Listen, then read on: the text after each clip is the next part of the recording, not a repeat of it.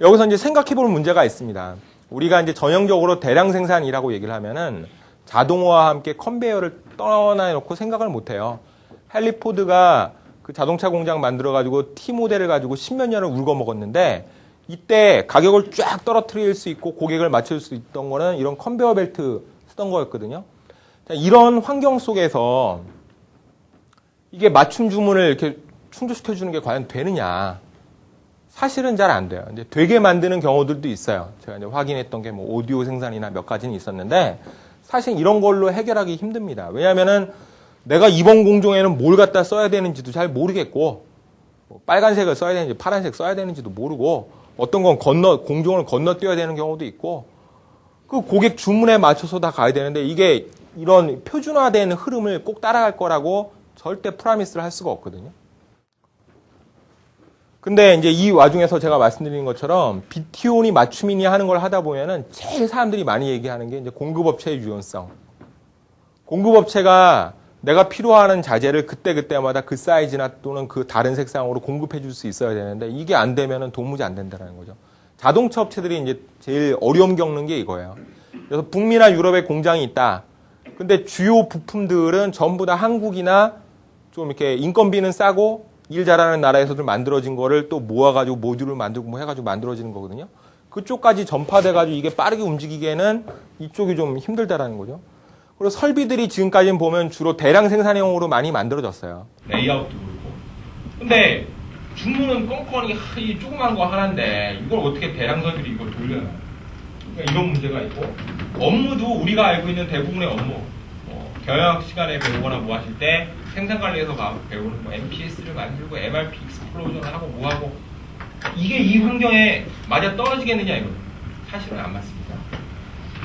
그리고 이런 설비 중에서도 뭐 도장 라인이 있다 그러면 도장을 쫙 하는데 처음에 스프레이 처음에 때리면은 에러가 납니다. 그럼 그거 버려야 되고 그 다음 것만 살아남아요.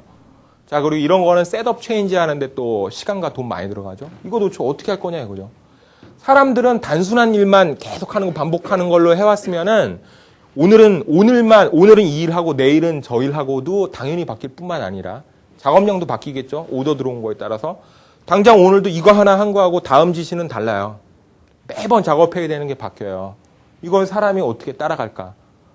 이거를 수용할 수 있을까? 이런 문제들이 사실 있어요. 근데 앞에 말씀드렸던 사례들은 대부분 이제 이런 걸 이제 극복을 해나간 경우들이죠. 네, 뭐 그것까지 여기서 쫙 말씀드리기에는 뭐 시간이나 뭐 장소는 아닌 것 같아서 하여간 이런 것들이 다 이렇게 바뀌어져야 된다라는 걸 말씀드리는 거고요. 대안 중에 하나로 해외에서 막 연구되는 것 중에 하나는 그래서 이런 것들을 이렇게 모아가지고 뭐 자동화를 하는 형태를 뭘로 간다 하는데 자동화 여부를 다 떠나서 사실 그래서 지금 이제 화두가 되고 있는 것들 중에 하나가 이제 셀룰러 매뉴팩처링입니다. 셀형 생산 방식인데 우리나라에도 도입이 됐다가 사라졌다가 다시 요즘 이제 이슈가 됐어요. 그 소위 얘기하는 유럽에 있는 휴대폰 업체들은 셀 형태로 만듭니다. 셀룰러 매뉴팩처링을 하고 있고 국내에서도 여러분들 그 자동차 타시는 것 중에서 비싼 것들 그래서 현대 에쿠스나 뭐 이런 계열들 이런 것들은 이런 컨베이어에서 만들지 않습니다. 2명 정도의 작업자가 모든 공정을 다 끝냅니다. 자기들이 조립을 그 사양이나 옵션에 맞춰서. 그리고 그렇게 적게 단위를 놓으면은 책임의식이 강해져요. 품질도 올라갑니다. 그리고 사실 작업자들도 좋아요. 내가 뭐 기계도 아니고 맨날 같은 거 하고 있으면 짜증나잖아요. 그리고 예를 들어서 컨베이어에 20명의 아주머니들이 달라붙어서 막 작업을 했어요. 근데 먹은 게 좀 안 좋아가지고 화장실 가고 싶어요. 못 가요. 컨베이어나 대량 생산에서는. 못 가잖아요. 우리 집 애가 오늘 뭐 아프다 그래가지고 내가 좀 더 조퇴를 빨리 하고 싶은데 조퇴 못 해요. 내가 조퇴하면 다른 조에 작업이 안 되는데요. 그러니까 도무지 그게 허용이 안 되잖아요. 하지만 이렇게 셀 형태나 이렇게 가면은 플렉서블한 근무가 가능하기 때문에 좀 늦게 와가지고 늦게까지 일하다 갈 수도 있는 거고 아침 일찍 와가지고 빨리 끝내고 갈 수도 있는 거예요. 그 다음에 집에서 할 일 없으면은 일 더 하고 돈 많이 더 가져갈 수도 있는 거예요. 사실 이런 형태가 그 유럽식의 현재 이제 제조 방식인데 이런 형태로 우리도 이제 전환이 돼 가야죠. 이런 것들이 이제 예를 들어서 이제 셀룰러 매뉴팩처링의 예라고 볼 수 있고요. 그다음에 이제 제품에 제가 이제 모듈화라고 말씀드렸는데 이거는 이제 어렵게 볼 일이 아니라 이제 이 컴퓨터나 이런 쪽에서 이제 쉽게 사례를 볼 수 있습니다. 1964년에 그 IBM에서는 아주 그 놀라운 컴퓨터를 하나 만들어냅니다. 이게 이제 이름이 IBM 360이에요. IBM 360 이전의 모든 컴퓨터들은 컴퓨터를 한번 만들 때마다 뭐 그 하드웨어의 사양이니 뭐니 하는 걸 전부 다 새롭게 디자인해서 만들었을 뿐만 아니라 기계 하나하나마다 OS가 다르고 랭귀지가 달라요. 그러니까 그거에 맞춰서 프로그램을 만들었다가 다시 컴퓨터 좋은 게 나오면은 OS도 바꿀 뿐만 아니라 프로그램들을 다 새로 짜야 돼요. 바꾸거나. 근데 이제 IBM 360을 만들면서부터는 우리 제발 이렇게 살지 말자라고 이제 간 거예요. 그래서 이제 이때 제품을 만들 때 이제 처음으로 아키텍처라는 개념을 생각해냅니다. 제품이라는 게 뭐뭐뭐뭐로 이렇게 구성되어 있는 게 아니겠느냐. 예를 들어서 소비자의 요구가 있는데 각각의 요구를 펑션이라는 관점에서 한번 배열을 해보고 이것들을 묶어서 요 한 단위에서 처리를 하게 한다라고 하고 그 한 단위를 예를 들어서 모듈이라고 불러요. 그러면 예를 들어서 우리가 집을 짓는다라고 하면은 뭐 지붕이 있고 뭐가 있어야 된다라는 것처럼 소위 우리가 컴퓨터 얘기할 때 그렇게 얘기하잖아요. 뭐 CPU가 있어야 되고 메모리가 있어야 되고 뭐가 있어야 되고 자, 그 개념 자체가 사실 이제 이때 만들어진 거예요. 이때 이제 그 사람들이 이걸 이제 나눈 거죠. 이 컨셉들을. 그래서 이 모듈을 나눴고, 모듈을 나눈 다음에 또 한 일은 뭐냐면은 모듈 간의 인터페이스라는 거가 필요하다고 해서 정의를 했어요. 이 모듈과 모듈 간에는 어떤 정보가 어떻게 교환될 수 있어야 되고, 그럼 그거를 이제 해석할 수 있어야 된다. 이제 랭귀지를 정의를 한 거죠. 그 다음에 그 모듈이 우리가 정의한 대로 작동되는지를 테스트할 수 있는 기준을 만들었어요. 자, 이걸 만들고 나서 이제 무슨 변화가 생겼는지 생각을 해보세요. 이전에는 IBM이 컴퓨터 하나 설계하면 모든 걸 자기들이 다 생산을 하고 공급업체 불러다가 협상을 해가지고 그걸 만들었어야 됐어요. 하지만 이게 만들어지면서는 이 사람들이 이제 아키텍처와 모듈이라는 거와 이 모듈이 해야 되는 펑션을 정의를 해줬고 이 모듈이 들고 와서 우리 제품과 작동이 되기 위해서 필요한 인터페이스를 정의를 했기 때문에 이제 아웃소싱이 되기 시작한 거예요. 부품들을 누구나 만들 수 있는 거예요. 그래서 들고 와서 우리 거에 맞으면 호환이 되면은 호환 인증 찍어주고 그래 만들어서 써라 이렇게 간 거죠. 이렇게 됐기 때문에 소위 얘기하는 이제 IT에서 제조업을 하는 업체들이 막 늘어나고 전문 업체들이 생기게 되고 가격이 떨어지고 성능이 좋아지고 하는 일들이 이때 만들어진 거죠. 이게 소위 얘기하는 우리가 이제 컴퓨터라는 기술이 발전되게 된 기초를 만들게 된 게 이겁니다. 이 사건입니다. 그래서 이때 이 개념, 아키텍처, 인터페이스, 아키텍처의 이제 모듈이라는 개념을 가지고 있는데, 이 컨퍼머티 테스트. 이게 지금도 그대로 와 있어요. 제품 설계의 철학이나 프린시플에 그대로 와 있어요. 그래서 예를 들어서 니폰 덴소라는 회사에서 모듈러 판넬을 과거에 대비해서 어떻게 바뀌었냐라고 하는 건데, 각 단위 구성하는 것들에 대해서 오히려 그 모듈이나 이 모듈이 수행해야 되는 일들, 그 다음에 인터페이스에 대한 부분을 표준화를 해나가면서 오히려 개수는 쫙 줄였는데 이거를 이제 컨비네이션을 해가지고 실제로 소비자나 고객이 요구할 수 있는 사양을 맞출 수 있는 거는 과거보다 이제 훨씬 더 늘어나게 됐다라는 걸 이제 보여주는 사례인데요. 이걸로는 감흥이 좀 덜 하실 거고 이거 한번 생각을 해보세요. 구글 주가가 지금 막 올라가고 있죠. 네이버 주가도 막 올라가고 있고 한데 구글이 어원이 구골입니다. 구골을 책 읽다 보시면은 얘들이 이제 찾다가 잘못해가지고 구글이라고 했어요. 근데 그 구골은 얘들은 이제 구골은 뜻은 알았어요. 구골이 뭐냐면 10의 백승입니다. 구글은 10의 백승에 해당될 만큼의 그 인터넷 공간상에서 떠돌아다니는 이 정보들을 자기가 묶어서 효과적으로 검색해서 맞춤 검색이죠. 이 사람이 요구하는 걸 빠르게 전달해 줄 수 있는 걸 하겠다라고 출발한 회사예요. 자기네들이 생각했던 이제 미션이자 비전이었죠. 근데 이 단위를 한번 쭉 보십시오. 참고로 10의 3승은 킬로라고 부르고 쭉 가는데 재미있는 거. 그래서 10의 56승은 뭘까? 이게 이제 인도의 겐지즈 강에 있는 모래알의 개수를 합치면은 10의 56승이 될 거라고 인도의 철학자들이 얘기했대요. 그러니까 이런 형태로 숫자들은 엄청나게 이제 많은 종류가 있는데, 자, 제가 앞에 보였던 와인을 한번 생각을 해보세요. 맞춤 와인. 그리고 이제 포도의 품종들이 있죠. 예를 들어서 한 10가지 있다고 쳐봅시다. 10가지.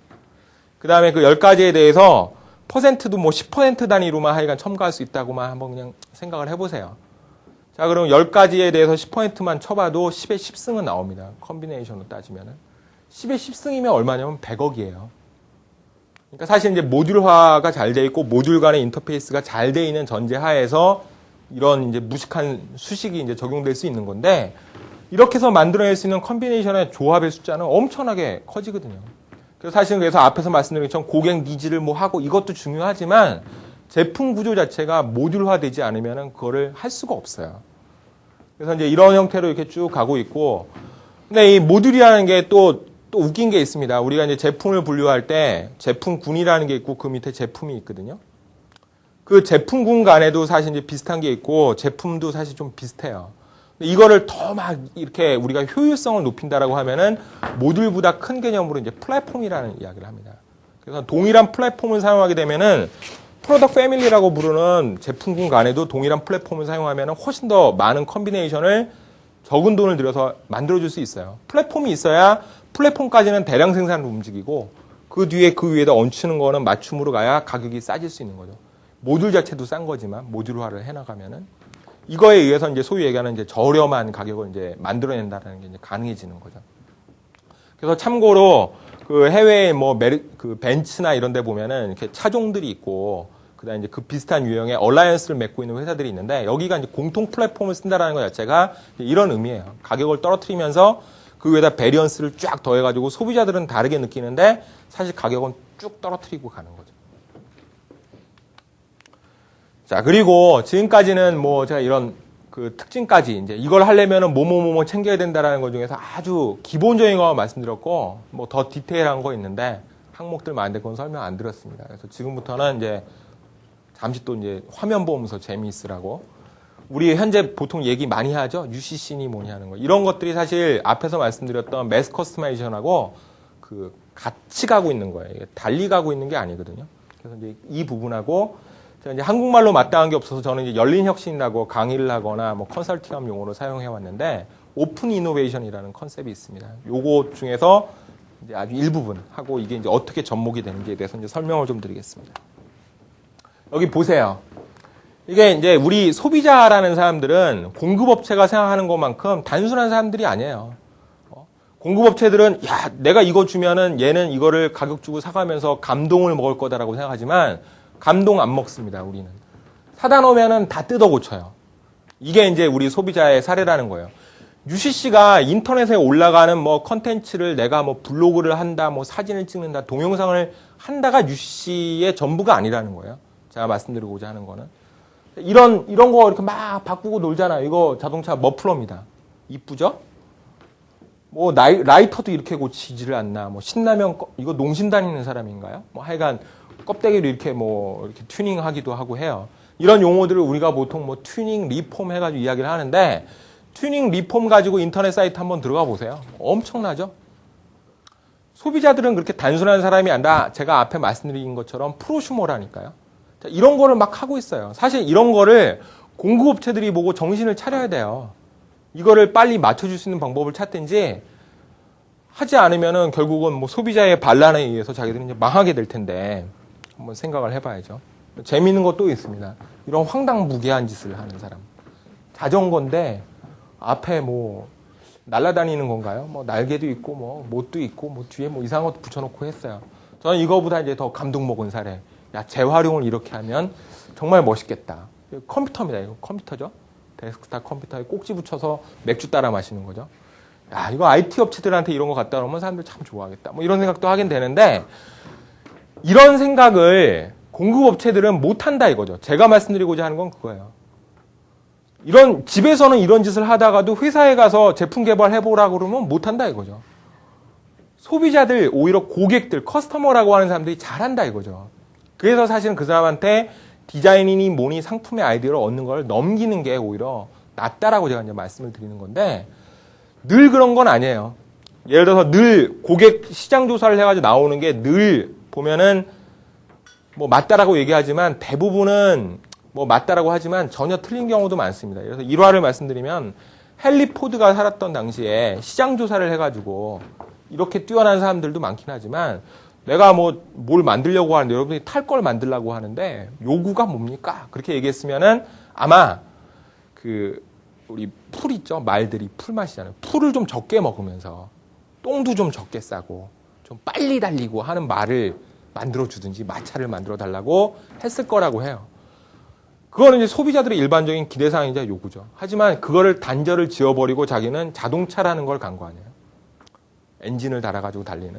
자, 이런 것까지를 생각하면은 그것까지는 어떻게 뭐 될지 안 될지 모르겠지만 하여간 그 외의 영역에서 보면은 우리 신제품이라고 얘기하는 것들은 신제품의 카테고리에 그 제조업체도 새롭고 시장에서도 새롭게 생각하는 것들은 정말 일부분이고 대부분은 체인지예요.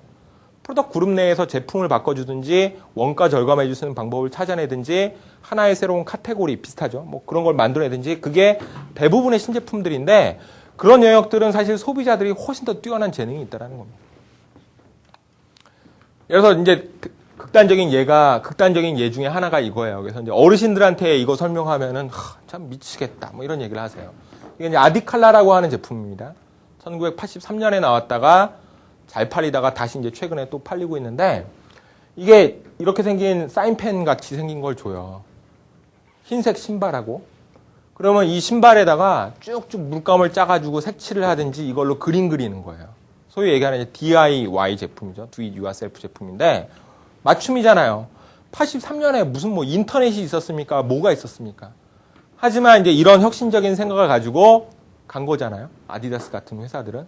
그래서 이런 걸 놓고 봤을 때 어르신들은 그러죠. 저걸 미쳤나? 저걸 왜 사서 쓰나? 뭐 이렇게 했지만 인터넷 한번 뒤져보세요. 우리나라 청소년들 상당히 좋아합니다. 이런 제품. CF도 좋아해요. 예를 들어 볼까요? 이거 일반인들이 만들어낸 작품들이에요. 예쁘죠? 이렇게 만들어가지고 자기 홈페이지에도 올리고 아디다스에도 올려놓고 막 이렇게 자랑을 해요. 이거 자기네들이 이제 그림 그려서 막 만든 것들이에요. 소비자들의 디자인 능력이 프로페셔널한 디자이너보다 훨씬 더 나을 수도 있어요. 그리고 이 취향이 이 사람한테는 맞지만 다른 사람한테 안 맞을 수도 있죠. 하여간 소비자들은 아이디어의 보고이기도 하다 이거죠. 자, 그리고 또 하나 UCC라고 얘기하는 것 중에서 그냥 제가 재미로 말씀드리는 이런 것도 있습니다. 여기 주택복권 있죠? 여기 로또 있습니다. 만약에 내가 주택복권을 하나 샀는데 1, 2, 3, 4, 5, 6이라고 써 있어요. 번호가. 그러면 기념품으로 간직은 하겠지만 이게 당첨되리라고 생각하겠습니까? 아이씨, 뭐 이런 번호가 뭐 이럴 거 아니에요. 근데 뭐 이런 대로 랜덤으로 나오든지 조상님이 뭐 점지해준 숫자가 있어서 찍든지 뭐 이렇게 하고 나면 막 왠지 될 것 같아 뭐 이러고 할 거 아니에요. 결국 그래서 주택복권은 망하게 됐고 얘는 성공했잖아요. 얘는 사실 이제 매스 프로덕션의 개념이고 얘는 내 번호를 내가 찍는 커스터마이즈 컨셉이 있고 그 다음에 우리 인터넷을 통해 가지고 주문 생산하듯이 가고 막 그러잖아요. 그리고 사는 사람이 많아지면은 막 이렇게 금액도 올라가고 자 이런 거에 의해서 이제 성공한 사례들도 사실은 이 맞춤이라는 트렌드를 또 한번 볼 수 있다라는 거죠. 뭐 이제 오픈 이노베이션이라는 이야기를 드리고 이제 발전 방향에 대해서 이제 제가 몇 가지를 말씀을 드려야 되는데 R&D라고 얘기하던 게 이제 과거에서는 기업 내부에서 하다가 지금 이제 보통 바깥으로 많이 돌리고 있습니다. R&D를. 우리 회사에 있는 R&D 연구원들보다 바깥 세상에 훨씬 더 전문가들이 많은데 이 사람들한테 의존을 해야지 왜 남들이 다 만들어 온 거나 아이디어가 있는데 이걸 또 하겠다고 안 해서 생고생을 하느냐. 사실은 여기서부터 여기까지 가는 거를 보통 오픈 이노베이션이라고 우리가 이제 부르고 있습니다. 근데 여기서부터 여기까지 가는 게 있어요. 이건 그래도 전문가라고 하는 사람들한테 이제 넘겨준 거고, 이 영역으로 가자. 이건 이제 크라우드 소싱이라고 부르는데, 그건 이제 뒤에서 제가 설명드리고요. CAI는 이제 이런 영역에도 속해 있지만 사실 뭐 이렇게 중간쯤 결쳐져 있을 텐데요. 그래서 우리나라에서 이제 오픈 이노베이션이라고 얘기하는 거. LG, 삼성 이런 데에서 이제 오픈 이노베이션 공부한다라고 요즘 신문에 나와요. 해외 업체들 잘하는 데들. 그 중에 이제 대표적인 얘가 이제 엘리릴리 같은 회사가 있는데, 세계적인 제약 업체입니다. 내부에 R&D 담당만 6,000명이 있대요. 하지만 이 회사의 경영진이 생각하는 거는 세계 의학 연구자의 1% 미만이 우리 회사에 있을 뿐이지 사실 진짜 전문가들은 딴 데 있다 이거죠. 그러니까 이제 웹을 이용해서 연구 개발을 아웃소싱하고 있어요. 대표적인 사이트가 innocentive.com이라고 하는 사이트가 있습니다. 한국말로도 떠요. 여기 오면은 기업들이 바깥으로 이렇게 열어놓은 연구 과제들이 이렇게 써 있어요. 뭐뭐뭐뭐에 대한 기술이나 방법이 있는데 이거를 알려주실 수 있는 분께는 5만 불을 드리겠습니다. 이런 식으로. 그러면은 사실 뭐 좀 보안이나 이런 관계에 있어서는 좀 위배될 수 있지만 다른 회사에 다니고 있는데 내가 그걸 알고 있다라고 하면은 글로 주기도 하고 프리랜서 과학자, 대학에 있는 교수님들 이런 분들이 거기다 이제 응모를 하죠. 이런 기술이 있는데 되겠느냐. 그러면은 계속 되면은 이제 돈을 받는 거예요. 훨씬 더 짧은 시간에 적은 돈을 들이고 필요한 기술들을 쫙 모아갈 수 있는 거죠. 그 비즈니스를 하는 모델이 이제 innocentive.com 같은 회사가 있는데 이런 데다 이제 의뢰하고 있어요. 또 하나 제가 이제 소비자 쪽으로 가는 경우를 하나 말씀드릴게요. 여기는 이제 레고인데요. 레고 사이트를 가보시면은 그 소프트웨어가 있습니다. 레고의 디지털 디자이너라고 하는 소프트웨어를 우리가 이제 다운로드 받을 수 있어요. 그래서 다운로드 받으면은 여기 레고 블럭들이 쫙 있는데 이거를 이렇게 막 모아가지고 가상 공간에서 막 뭔가를 만들어 볼 수가 있어요. 여기 레고의 이 블락 숫자가 지금 한 5,000가지가 넘는다고 합니다. 그러니까 블락의 크기와 색상 이런 걸 따지면 한 5,000가지가 넘는다고 하는데 이걸 가지고 막 만들어요. 요즘 이제 대학에서 이거 가지고 실험 도구로 쓰는 학교들도 많아요. 디자인의 컨셉이나 이런 걸 갖추기 위해서. 근데 하여간 이걸 이렇게 쭉 만드는데 이거를 만들 때 재밌는 거는 자기가 만들어 놓은 작품을 온라인 갤러리에 올릴 수도 있어요. 다른 사람들이 보라고. 또는 다른 사람들이 만들어 놓은 작품이 온라인 갤러리에 올라가 있는 걸 내가 다운로드 받아서 뭐 수정해 보거나 할 수도 있어요. 그래서 여기 이제 나와 있는 것들이 올려져 있는 것들 작품들의 예입니다. 내가 만든 건데요. 이런 형태 예쁘지 않아요? 그러면은 이거 무슨 짓 하겠어요? 그 다음에 사람들이 허접입니다. 뭐 이렇게 하든지 와 정말 예술이다 하는 등 뭐 하겠죠? 사람들끼리 얘기 많이 하겠죠? 자 이런 분위기를 레고는 그럼 당연히 그 다음에 어떻게 하겠느냐? 컨테스트를 열거나 소비자의 반응이 서로 좋았거나 한 작품들이 있으면은 이거를 아예 그 사람하고 계약을 해가지고 대량 생산용 제품으로도 만들어요. 아예 이거를 그렇게 해가지고 그 발생하는 수익금이 있으면 그 수익금의 일부를 이런 애들한테 줘요. 이거 13살짜리 꼬마가 만들었던 작품들 중에서 대량 생산화 제품이 된 것들이고 얘와 로열티를 나누고 있는 것들이 얘예요. 이런 형태로도 간다 이거죠. 이제 매스 커스터마이제이션 앞에서 말씀드렸던 거는 그냥 내가 필요한 걸 내가 찾아가는 정도였는데 그게 아니라 당신이 해가지고 그거를 오히려 팔아가지고 이제 수익을 쉐어하자라는 형태로까지 가잖아요. 이런 형태로 가고 있는데 전망으로 가보면은 이제 좀 더한 사례도 있습니다. 전망 가기 전에 제가 그래도 뭐 오늘 매스 커스터마이제이션에서 좀 설명했는데 이게 이제 대세라는 얘기는 또 좀 해야 되잖아요. 한번 보시죠. 이게 이제 미국 정부에서 정부 공식 문서나 이런 데서 이제 자주 인용되고 있는 그림 중에 하나인데 위에는 이렇게 떨어져 가는 게 이게 이제 표준 제품이에요. 그리고 이렇게 올라가고 있는 게 이제 맞춤 제품이에요. 그래서 이제 전체 시장을 보면은 맞춤 제품이 이렇게 성장을 하고 표준 제품이 이제 떨어질 거다라고 보고 있어요. 사실 이런 추세는 이런 데이터를 들이밀지 않아도 맞기는 맞는데 제가 여기서 이제 말씀드리고자 하는 게 뭐냐면은 그 IT를 한다거나 하시는 분들이 늘 착각하는 게 뭐냐면은 맨날 그 0과 1의 세상이 있어서 그런지는 모르겠지만 어느 날 한순간에 세상이 다 바뀔 거라고들 늘 착각을 하는데 사실 그런 건 아니고 제가 아무리 앞에서 좋은 개념을 말씀드리고 뭐 해도 세상 그렇게 빨리 바뀌는 건 아니거든요. 하여간 바뀌긴 바뀌는데 이렇게 가는 거고 표준 제품도 꾸준히 간다 이거죠. 꾸준히. 그래도 이렇게 꾸준히 가는 게 예를 들어서 뭐 물 같은 거, 전기 뭐 이런 것들이 다 그걸 문제주로 맞춤을 하겠어요. 그러니까 소위 얘기하는 유틸리티나 인프라스트럭처에 해당되는 부분 중에 상당 부분은 어쩔 수 없이 이제 이렇게 갑니다. 하지만 이게 이렇게 간다라는 거는 부인할 수가 없죠. 예를 하나 말씀드리면은 우리 자동차 타면은 옛날에는 어디 간다라고 하면 지도 갖다 놓고 막 이렇게 뒤졌잖아요. 지금 내비게이터가 하는 짓이 뭐예요? 내가 가고자 하는 곳에 맞춰서 맞춤으로 경로를 잡아주는 거잖아요. 이런 형태로 모든 것들이 사실 이제 바뀌어가고 있다라는 거는 부인할 수 없는데 그 트렌드에 대해서 이름을 붙인 게 매스 커스터마이제이션이고 이런 형태는 이제 발전해가고 있다라는 거죠. 자, 이게 제가 이제 앞에서 말씀드렸는데 막 오늘 이제 말씀드리면 야 이제 저런 것들도 있네라고 하시겠지만 용어는 자주 나왔어요. 연구하시는 분들, 뭐 학교에서 공부하시는 분들, 교수님들 이러신 분들도 단어는 많이 들어보셨을지 모르겠지만 이런 게 있었나라는 거는 사실 모를 수 있거든요. 뭐 바쁜 세상이고 자기 전문 영역이 있는데. 근데 하여간 1990년대에 우리나라가 이제 지향해야 될 미래 과학기술 지도 이거 국내에서도 꾸준히 하고 있습니다. 아직도 하고 있는데 이거를 이제 국내에 와서 지도해준 이제 한랄 교수라는 분이 있어요. 이제 세계적 권위자가 계시는데 이분이 그 당시에 와가지고 이제 찝어줬던 것들이 있어요. 2000년대로 이제 넘어가게 되면은 준비해야 되는 것들 중에서 여기 이제 매스 커스터마이제이션이라는 걸 이제 하라고 이렇게 잡아줬어요. 여기 보면은 포터블 인포메이션 디바이스라는 게 뭡니까? 뭐 휴대폰서부터 해서 PDA니 뭐 닌텐도 게임기니 뭐 이런 세상이 이 영역이고 여기 나와 있는 것들이 다 이야기가 되고 있는 것들이거든요. 근데 얘에 대해서는 정작 우리가 사실 별 관심 없이들 많이 살아왔죠. 제가 오늘 그걸 말씀드린 건데 정말 새로운 게 아니라 이야기는 많이 나왔다 이거죠. 그리고 경각심 들이는 거예요.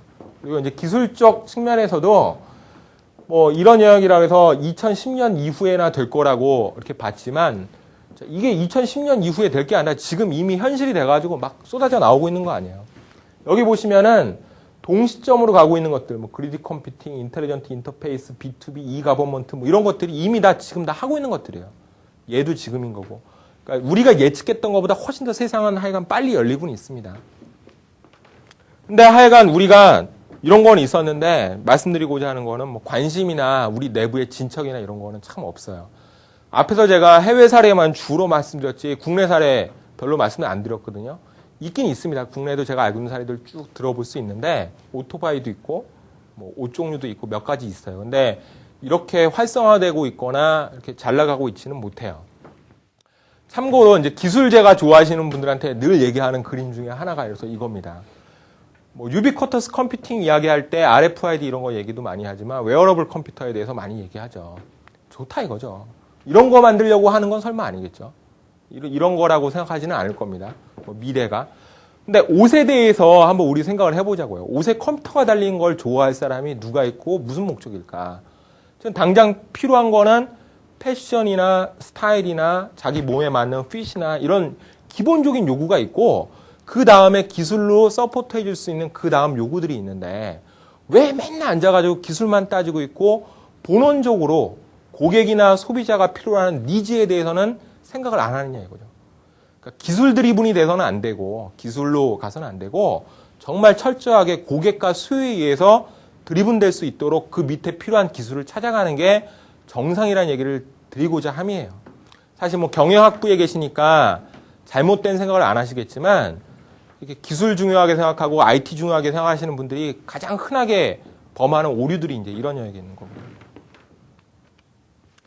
그래서 국내에서도 참고로 말씀드리면 산자부에서 아이패션 사업이라는 걸 한대요.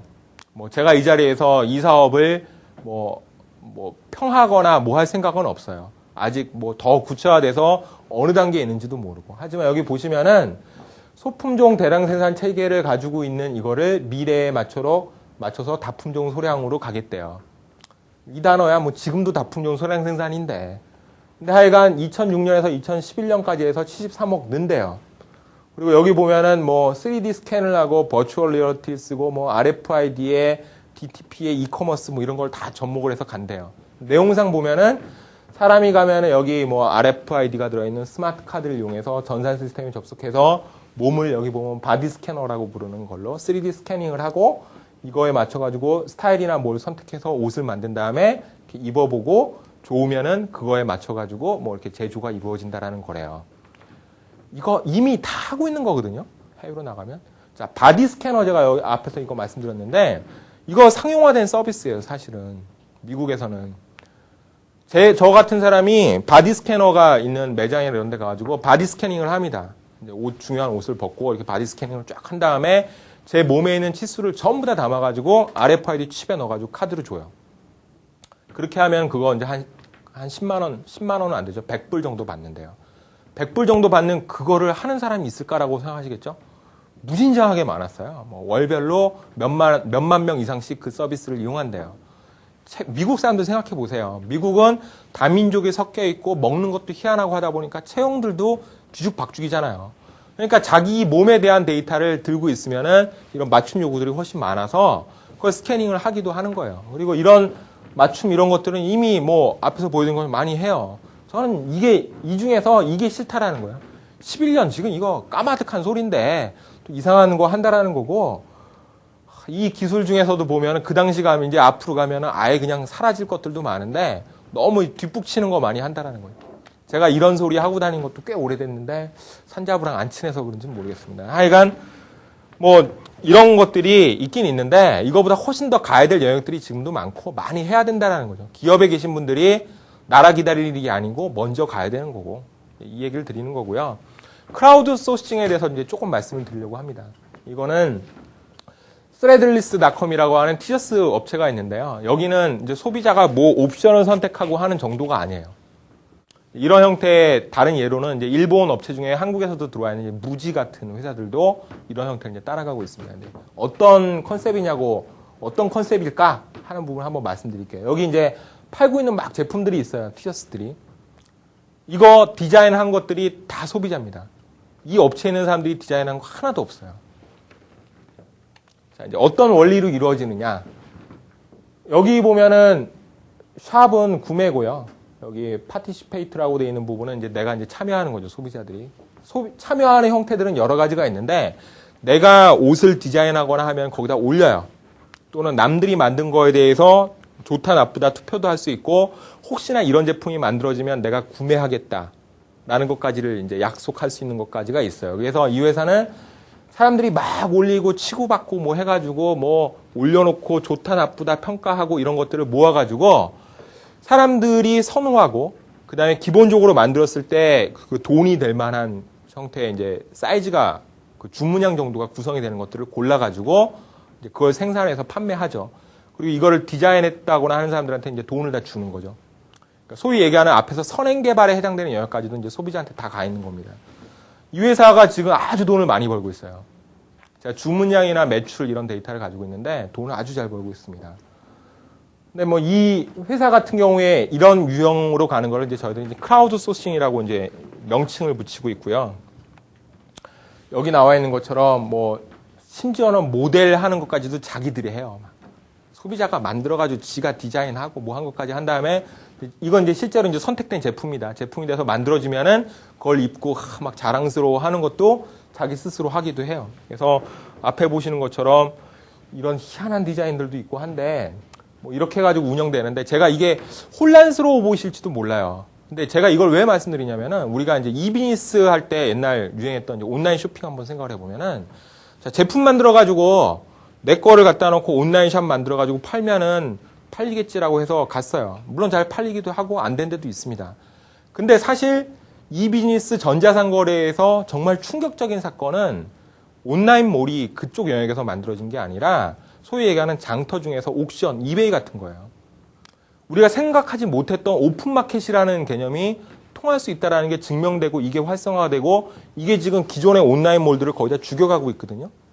여러분들 알고 계시는 뭐 지마켓서부터 시작해가지고 온갖 종류의 것들이 다 만들어지고 있잖아요. 이런 컨셉이 지금 일로 간 거거든요. 크라우드 소싱과 같은 형태는. 자, 근데 이거보다 더한 것도 있어요. 크라우드 스피릿이라고 하는 회사가 있는데 이제 이거는 이제 새로 시작한 건데 소비자가 필요로 하는 IT 제품까지도 우리가 디자인하고 우리가 만들고 우리가 판매하고 우리끼리 다 하겠다라는 거예요.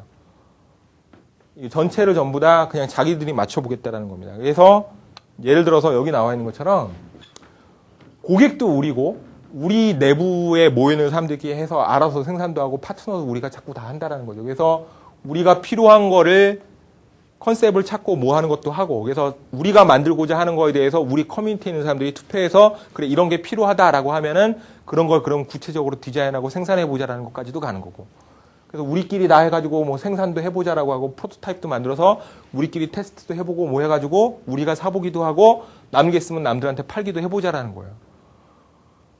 이거 자체가 참 애매한 형태의 회사죠. 사실 이제 이런 거를 우리가 버추얼 엔터프라이즈의 하나의 형태로도 볼 수 있는데 이런 회사들도 막 나오고 있어요. 그래서 이제 이런 것 때문에 충격을 먹은 회사들도 있습니다. 이제 벨 같은 회사들. 고객한테 의존해가지고 컴퓨터 잘 만들고 맞춤 잘 해왔는데 충격 먹어서 우리도 그럼 바꿔보자라고 해가지고 이제 만든 사이트 중에 이제 아이디어 스톰이라고 하는 그 사이트를 또 별도로 만들었어요. 그래서 고객들한테 맞춤 요구만 자기네들이 한정된 옵션 준 거 있잖아요. 그 중에서 골라가지고만 하는 게 아니라 그 외에 당신들이 필요한 게 있었다거나 불편했던 게 있다거나 이렇게 됐으면 하는 거를 알려달라 이거죠.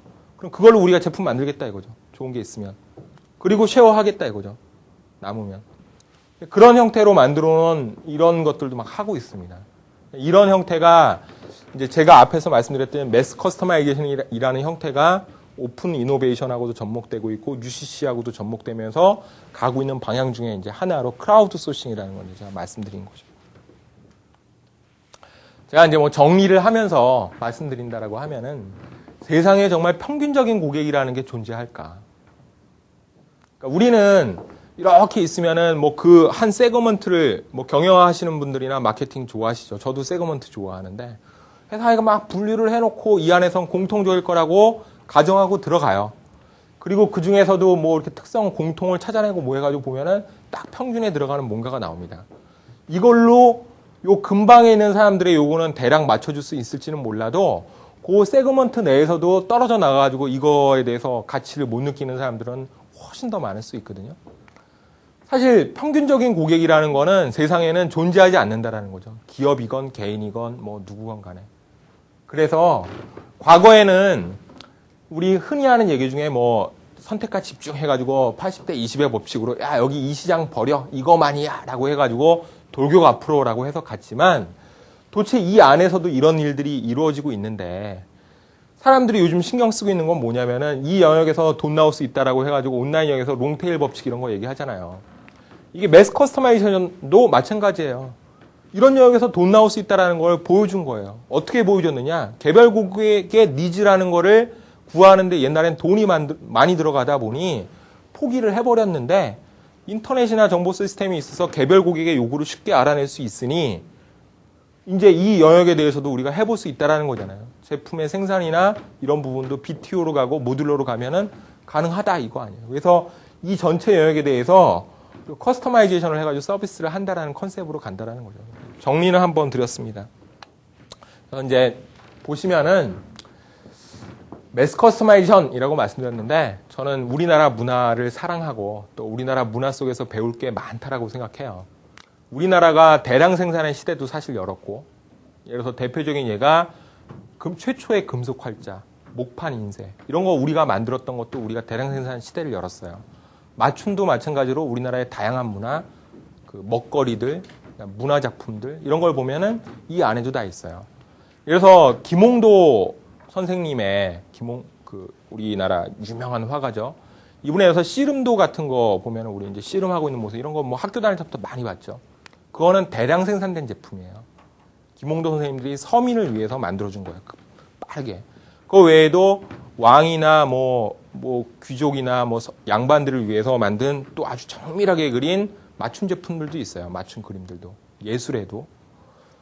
그런 것처럼 우리의 역사나 이 속에서도 매스 커스터마이제이션의 이 이름이 제가 뭐 어쩔 수 없이 해외에서 만들어진 컨셉을 이용해가지고 그 단어를 썼지만 우리 속에 있고 우리 잘할 수 있다는 겁니다. 그래서 이비니스 시대에 우리 조상도 잘해왔고 우리도 충분히 역량을 가지고 있는 이전에 안성 유기를 만들었던 것과 같은 이런 거를 더해서 앞으로 이런 매스 커스터마이제이션을 진짜 해외 사례만 소개하는 게 아니라 정말 국내가 해외 사례가 널리 알려지고 잘 나가는 세상이 좀 왔으면 좋겠습니다. 그래서 그런 개념에서 알려드리려고 온 거고요.